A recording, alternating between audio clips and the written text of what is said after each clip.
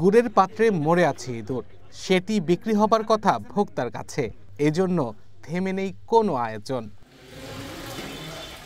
সোমবার ঢাকার ধামরায় রূপা এন্টারপ্রাইজে অভিযান চালায় র্যাব। ভেতরে ঢুকেই চোখে পড়ে এমন চিত্র, যা দেখে থমকে যান সবাই।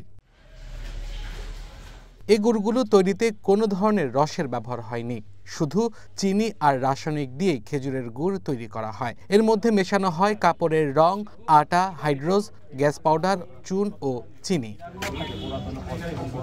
কারখানার মালিক জানান, এখানে গরুর খাবারের পাশাপাশি তৈরি করা হয় গুড়। তার দাবি, এতে ভেজাল নেই।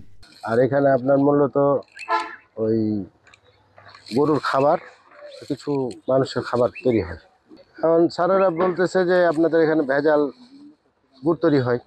আর আমি তো জানা মতো আমি তো দেখি না যে ভেজাল, এখানে তো চিনি হলো আপনার খাবার জিনিস। কারখানায় যে শ্রমিকরা কাজ করেন তারাও জানেন না এর ক্ষতি সম্পর্কে, স্বাস্থ্যকর পরিবেশ সম্পর্কে তাদের নেই বিন্দু মাত্র জ্ঞান। চিনি দিয়ে আর গুড় দিয়ে গুড় বানায়, এই বানায়, তাও তো এই ডিপার্টমেন্ট আর আমি নেই, কারণ আমি কাজ করি, আমার যেটা কাজ ওইটা করে আমি চলে যাই। এগুলা স্যারে যে চিনি দেখলেন, ওগুলো আগে রস তৈরি করে না হয়, মানে পানি দিয়ে রস মিক্সার করে গালাই করে পাতলা করে রস বানানো হয়, এগুলো সেই রসই।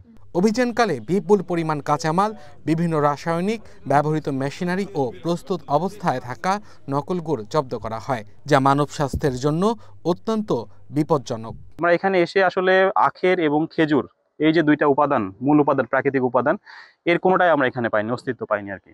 তো এই আখের এবং খেজুরের গুড় উৎপাদন করার জন্য অন্যান্য যে উপাদানগুলো দরকার সেগুলো মিক্সড করে তারা উৎপাদন করে। তো এখানে এসে আমরা দেখতে পেয়েছি এরা বিভিন্ন রঙের, বিশেষ করে লাল বা খয়েরি রঙের যে রঙটা রয়েছে, যেটা হচ্ছে আখের বা খেজুরের গুড়ের মতো যে রঙটা, সেটা, এর সাথে ফিটকিরি আর চিনি তো আছেই, তার সাথে হচ্ছে আঠা এবং আটা, যেটা আর কি ফ্লাওয়ার যেটাকে বলে আটা, সেটা সহ আরো বেশ কিছু উপাদান আমরা পেয়েছি, যেটা মিক্সড করে এরা আসলে এই গুড়টা উৎপাদন করে এখানে। অস্বাস্থ্যকর পরিবেশে ক্ষতিকর উপাদান দিয়ে গুড় তৈরির অভিযোগে কারখানার মালিককে 4 লাখ টাকা জরিমানা করা হয়েছে। তারা গুড় উৎপাদন করছে, কিন্তু গুড় অথবা কোনো খেজুরের কোনো রসের কোনো অস্তিত্ব এখানে নাই। তারা বিভিন্ন ধরনের রং এবং পুরাতন গুড়, এর সাথে চিনি এবং ময়দা, এগুলো মিক্স করে এখানে গুড় উৎপাদন করছে এবং মালিক এবং ম্যানেজার পলাতক রয়েছে।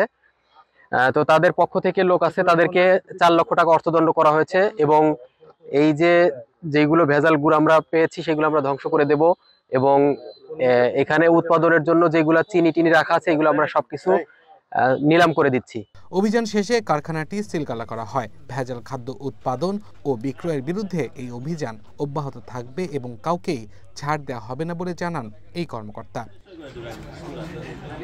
Abdul Al Mamun, one national desk.